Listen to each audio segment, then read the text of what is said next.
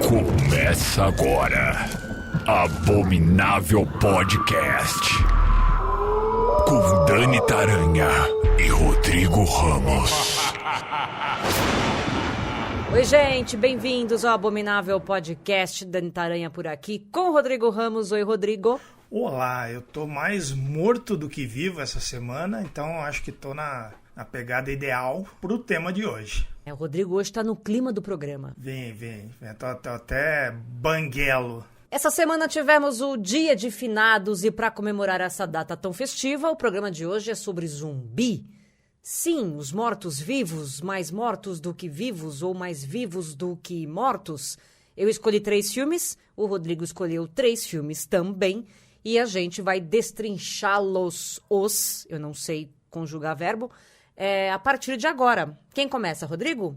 Posso começar? Ó, pessoal, se alguém achar que minha voz tá estranha, eu arranquei um dente, então eu tô meio blá blá blá, sabe? Eu vou começar então. A minha ideia aqui foi separar 3 filmes de zumbi um pouco menos manjados, digamos assim, né? Porque a gente já conhece toda a filmografia do Romero, a gente já conhece muita coisa que saiu aí depois do The Walking Dead, né?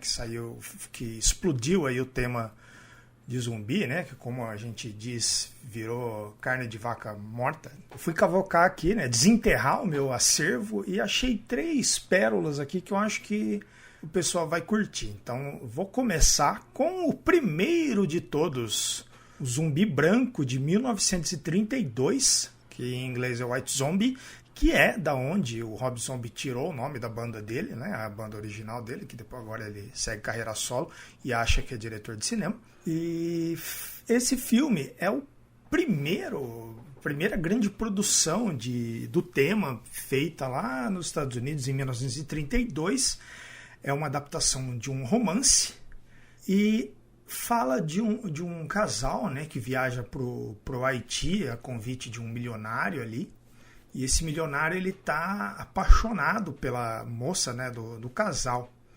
E aí, como ela não dá muita trela para ele, tá, porque ela já tem o noivo dela ali, ele prepara uma cilada envolvendo feiticeiros ali da região para transformar ela num zumbi, para que ele possa comandar ela e assim, né, ter ela do jeito que ele quer, né? É estrelado pelo Bela Lugosi e pela Maddie Bellamy.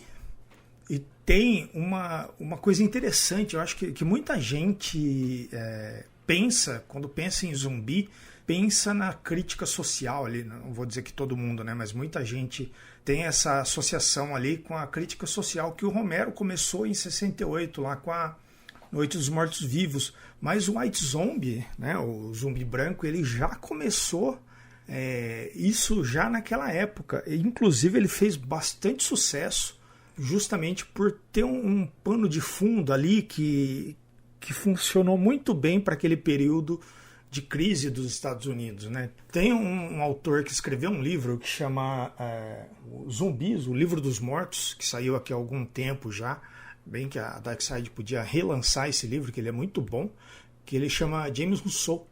E ele fez esse livro, que é um grande apanhado de toda a filmografia dos zumbis nos cinemas e tal.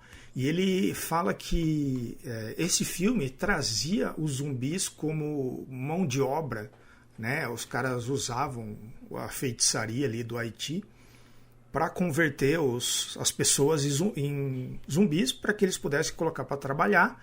E aí eles trabalhavam como uma máquina, né? Sem exigências, sem demandas, sem parar, né?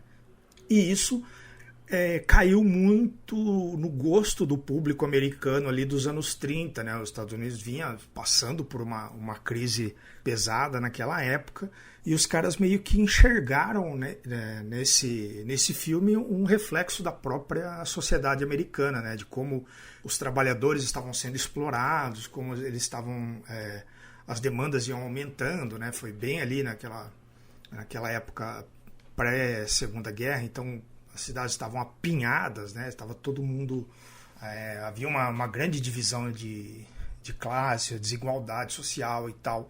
E aí, já desde 1932, os filmes de zumbi eles já usam esse pano de fundo, né? Já cabem nessa interpretação. É um filmaço, sim. Ele tem as suas questões ali, né? Ele é um pouco datado.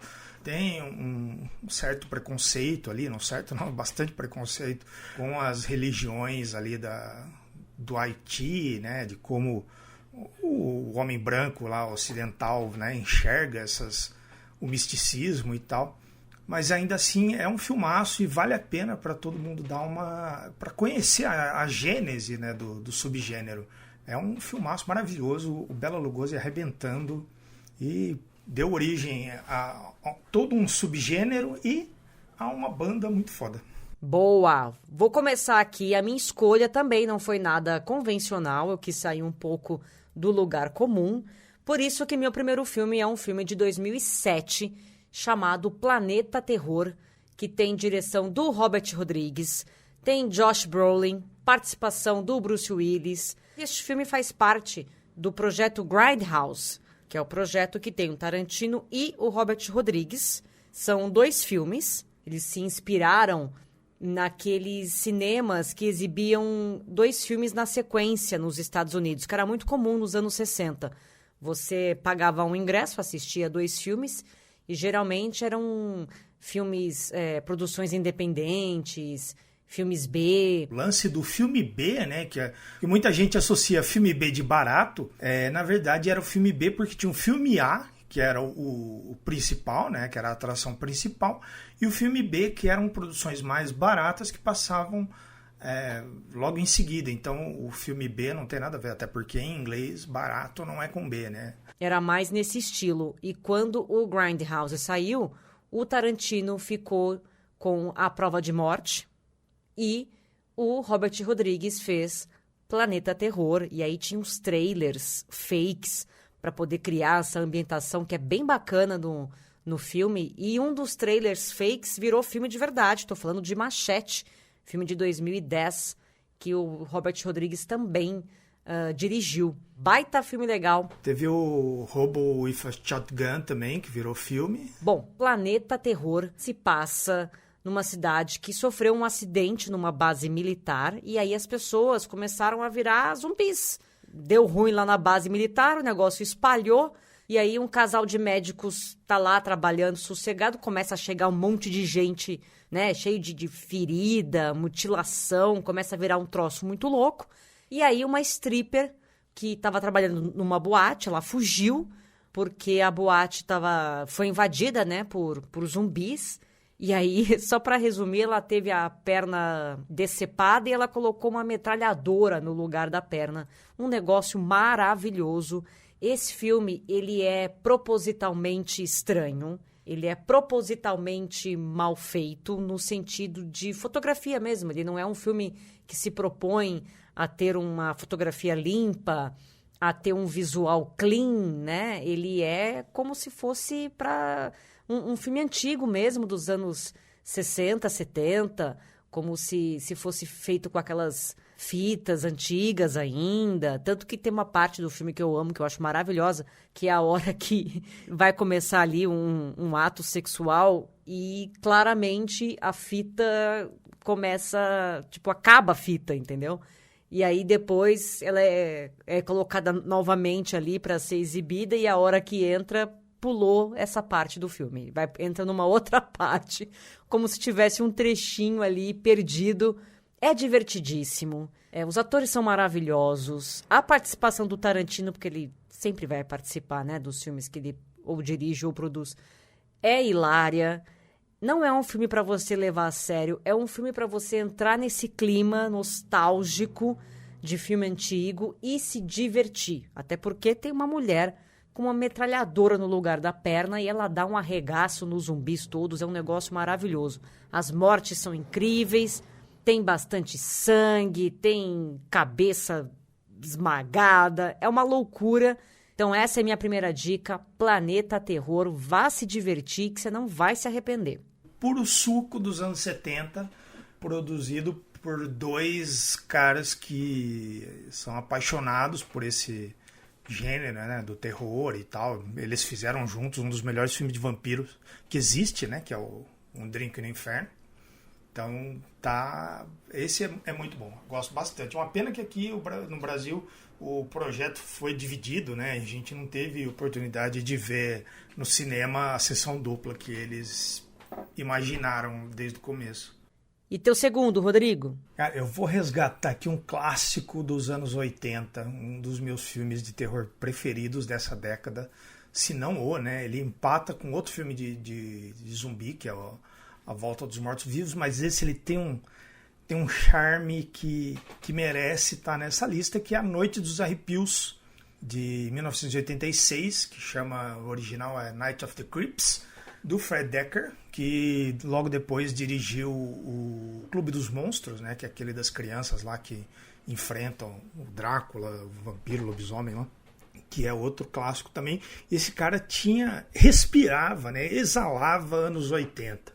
E A Noite dos Arrepios começa com uma homenagem, né? Ele pega ali várias coisas do cinema dos anos 50, né? Como a gente tem visto hoje as homenagens ao cinema dos anos 80, né? Que a galera que cresceu nos anos 80 chegou no cinema agora, né? E aí pode homenagear as coisas que eles aprenderam a gostar. Nos anos 80 tinha muita homenagem aos anos 50. E aqui o Fred Decker começa com um filme de ficção científica, com um ET fugindo ali com um cilindro, assim, uma coisa, um recipiente. Ele está fugindo de outros 2 ETs que estão atirando nele e tal. E ele joga isso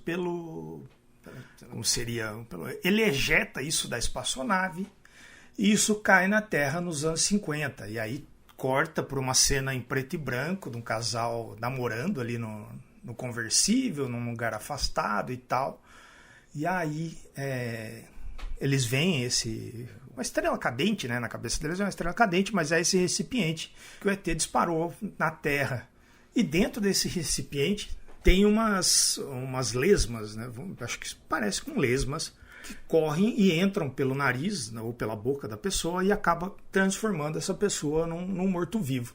Aí corta, né? Passam-se alguns anos, vai para os anos 80, né? O cara que foi envolvido na investigação ali desse primeiro caso, né? Que teve uma morte ali quando o meteoro caiu, ele acaba se envolvendo de novo com as histórias dessa coisa que veio do espaço. E tem uma fraternidade ali, né? É uma época de festas ali na universidade, e o filme todo se passa dentro dessa universidade. E tem assim, ele é cheio de frases de efeito, né? Ele é estrelado pelo Tom Atkins, que é do Halloween 3, né? Não sei se vocês lembram dele. E aí tem uma coisa que é muito bom, assim, ele tá na fraternidade ali que tem as meninas, e aí começa a chegar um monte de cara, tudo dominado pelas lesmas, e aí ele solta a seguinte frase: meninas, tem uma boa e uma má notícia para vocês. A boa é que seus namorados chegaram. Aí uma das meninas fala assim, e qual é a má? Ele dá um sorrisinho assim, a má é que eles estão todos mortos. Cara, é muito bom, cara, é muito bom. Aquele senso de humor ali dos anos 80, que é divertidíssimo. Ele tem várias homenagens, né? Os personagens que tem ali, eles chamam Romero, Carpenter, Craven, Hooper, Cronenberg, Cameron, Landis, Raimi, Miner, Corman, sabe? Todo mundo ali que aparece tem um sobrenome de algum diretor. Tem uma cena que uma mulher está assistindo o Plano 9 do Espaço Sideral, do Ed Wood. Tem uma pichação numa parede que é Go Monster Squad, que é o filme seguinte, né? Que é esse do Clube dos Monstros. É muito bom, assim. Ele é muito divertido. Eu não consigo dizer. Ele é muito carismático. Sabe aquele filme que os personagens soltam frases de efeito o tempo todo? Os mocinhos, né? Que são os 2 garotos que seriam os principais, né? Junto do policial e da namorada de um deles, né? Que na verdade não é a namorada de um deles, é a mocinha popular ali da faculdade, das riquinhas. Eles são, tem um problema, ele anda de muletas, né? Não sei se é uma paralisia, aquelas muletas que prendem no braço, assim. E o outro é um nerdão, assim. Então eles já invertia essa expectativa, né? Que a gente tinha ali dos heróis dos filmes de terror, dos filmes de ação, na verdade, filmes de ficção científica, e coloca os dois nerdões ali para resolver a treta, e eles vão vão crescendo ao longo do filme, assim, o desenvolvimento deles é bem legal. Cara, passou muito isso na Globo nos anos 80. Hoje em dia é um filme talvez até esquecido, assim. Vira e mexe alguém fala, daquele filme que tem as lesmas que entram pelo nariz. É esse aqui. Acho que até perguntaram, alguém perguntou nos comentários do Instagram pra gente uns tempos atrás. E vale a pena dar uma procurada. Ele, segundo aqui o Google, ele tá no MUBI, mas ele saiu aqui pela Versátil, no box Zumbis no Cinema Volume 1, que eu comprei justamente por conta desse filme, para assistir assim toda hora que puder, sabe? Porque ele é uma mistureba de coisas, uma salada, uma homenagem deliciosa, assim, divertido mesmo, sabe? Coisas que o cinema não faz mais. Já o meu segundo filme é um filme de 2016 chamado Invasão Zumbi. É um filme coreano, dirigido pelo Yong Sang-ho. Está na Netflix e, por ser um filme muito bom, vai ter o remake americano, que é aquela desgraça, né? Que a gente, infelizmente, tem que lidar com isso, né? Hollywood sempre estragando os filmes. Claro que eu não vou assistir esse remake, me recuso. O remake vai estrear em abril de 2023 e vai se chamar The Last Train to New York. Desnecessário, né? Hollywood tem essa mania. Mas, enfim, vá lá para a Netflix assistir Invasão Zumbi. Ele tem uma continuação, confesso que não vi, assisti só o primeiro mesmo. E o que acontece? Se passa na Coreia do Sul, mostra um cara que é administrador de investimentos, ele é divorciado, ele mora com a mãe e com a filha, ele é aquele cara workaholic, sabe, obcecado pelo trabalho e tal, não sei o quê. E aí, na véspera de aniversário da menina, ela pede pro pai levar ela para ver a mãe. A mãe mora numa cidade próxima ali, chamada Busan, ou Busão, né? Vamos chamar de Busão aqui, porque ninguém fala coreano, então Busão vai ser o nome da cidade. E aí ele, ok. E aí no dia seguinte, então, eles vão até a estação de trem para pegar o trem para Busão. E aí o trem tá cheio de gente e tal, aquela coisa toda. E aí você já vai entendendo um pouco dos personagens que serão retratados, né? Porque mostra ali, assim como quando as pessoas vão entrando no trem, o diretor vai dando destaque para certos personagens, você já meio que entende que eles serão explorados ao longo do filme. E aí, assim que o trem tá saindo, entra uma mulher que tá ferida e ninguém sabe o que tá acontecendo. De repente, essa mulher se transforma num zumbi. E aí você vai passar o filme inteiro nessa loucura que é essa viagem de trem até Busão, né? Esse pai desesperado para salvar a filha, para se salvar. Claro que o filme não se passa 100% dentro do trem, mas sim, uma boa parte é ali dentro mesmo.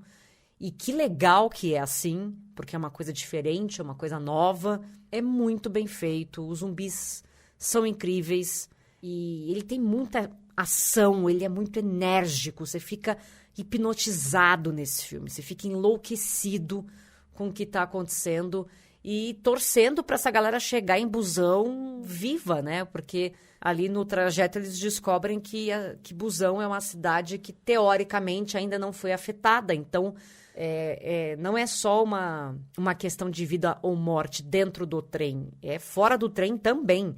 Então é uma loucura. Tem toda essa questão também do pai e da filha, bem abordada. Eu acho um dos melhores filmes de zumbis já feitos, ouso dizer. Muito bom mesmo. Invasão Zumbi tá na Netflix. Gosto bastante. Eu acho bem legal as histórias de terror que se passam em lugares fechados, assim, sabe? Tipo Alien.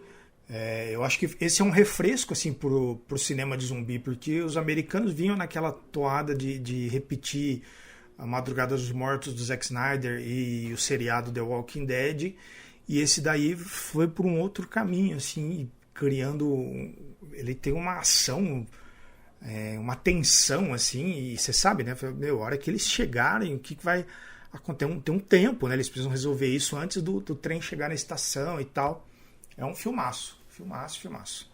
Eu vou resgatar aqui uma outra obra obscura que eu acho que poucas pessoas aí dos nossos ouvintes devem estar familiarizados, que é A Noite do Terror Cego, um filme espanhol de 1972, dirigido pelo Armando de Osório, que para fugir da ditadura do Franco ali na Espanha, ele gravou o filme todo em Portugal, né, numas ruínas ali em Portugal. Eu acho o visual desse filme muito bonito e ele tem uns zumbis do jeito que eu gosto. Assim, é aquele zumbi que não é uma pessoa carcomida, ele é um esqueleto mesmo, sabe?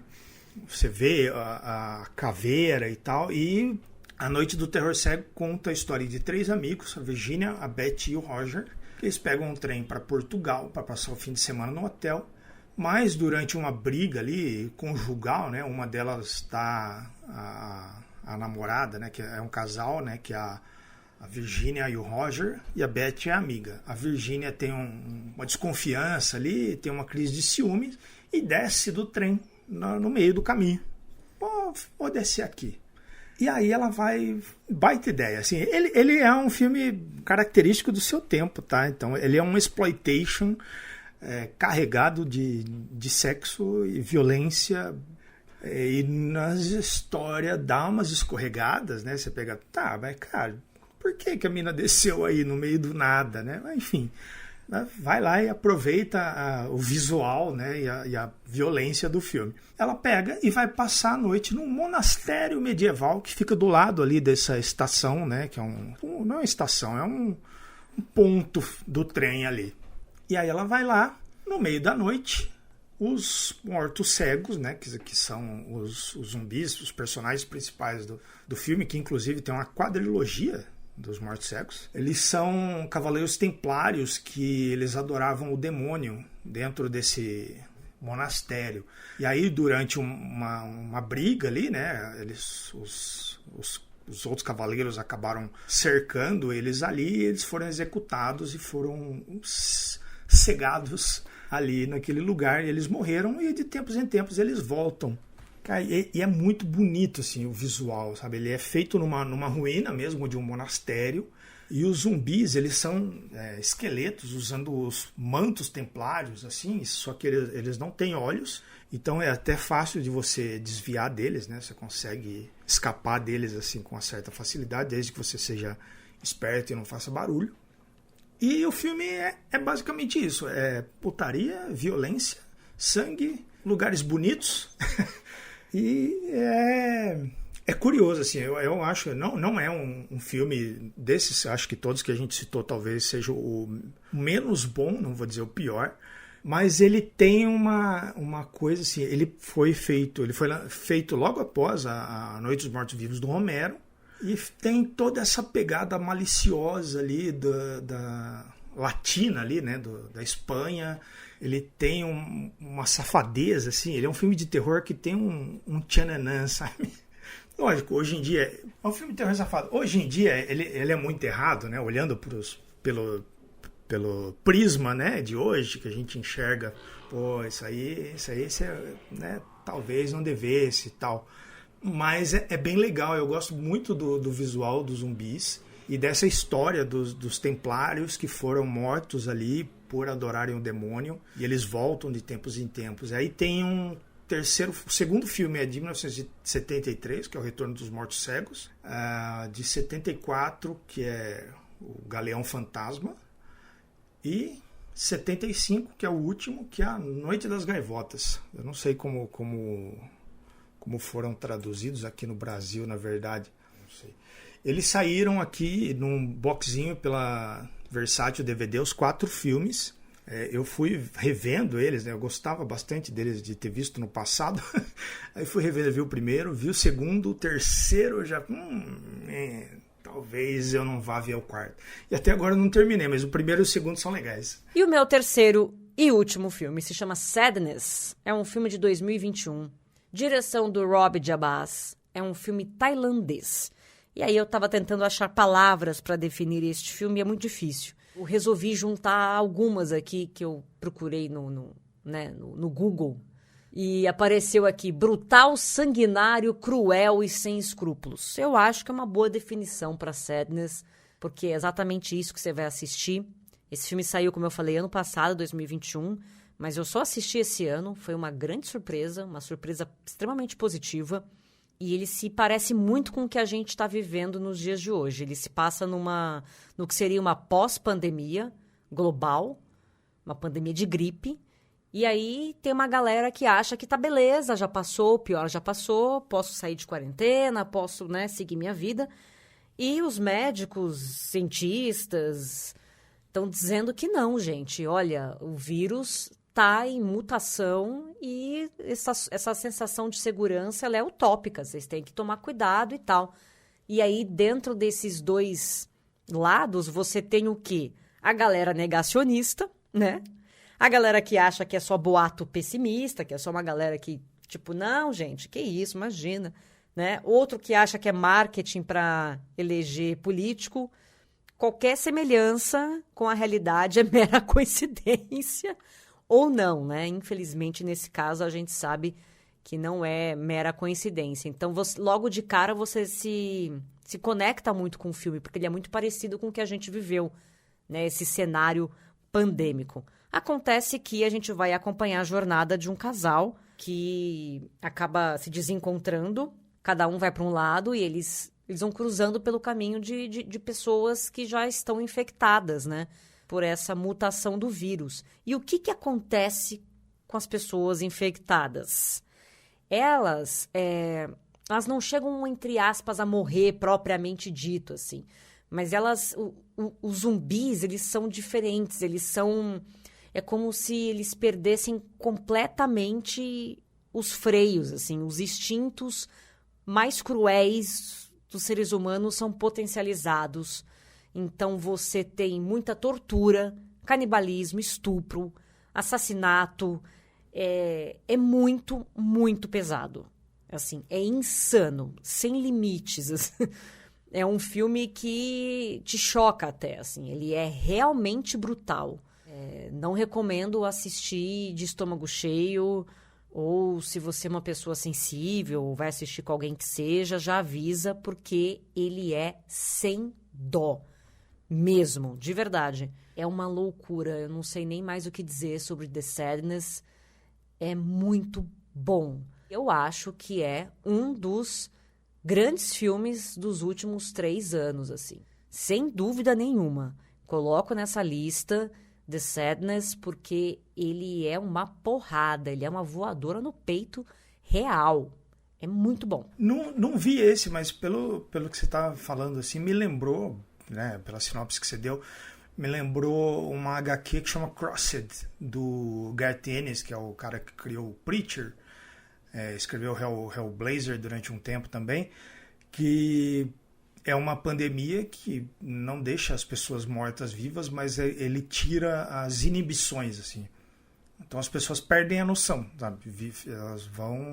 Elas ficam violentas, ficam extremamente excitadas, elas blasfemas, e também é uma HQ bem porrada. Vale a pena dar uma procurada aí. Pelo menos o primeiro volume, depois muda o autor, mas a primeira edição é uma paulada também. E esses foram os nossos zumbis de hoje, veja você. Você que não conhecia esses filmes, quer ver de novo, aproveita, já marca no papel, já coloca aí pra assistir, vai se divertir, porque são legais demais. E a gente volta na semana que vem com mais um Abominável Podcast. Beijo pra vocês. Beijo, Rodrigo. Beijo. Abominável Podcast. Siga-nos no Instagram, @Abominável Podcast.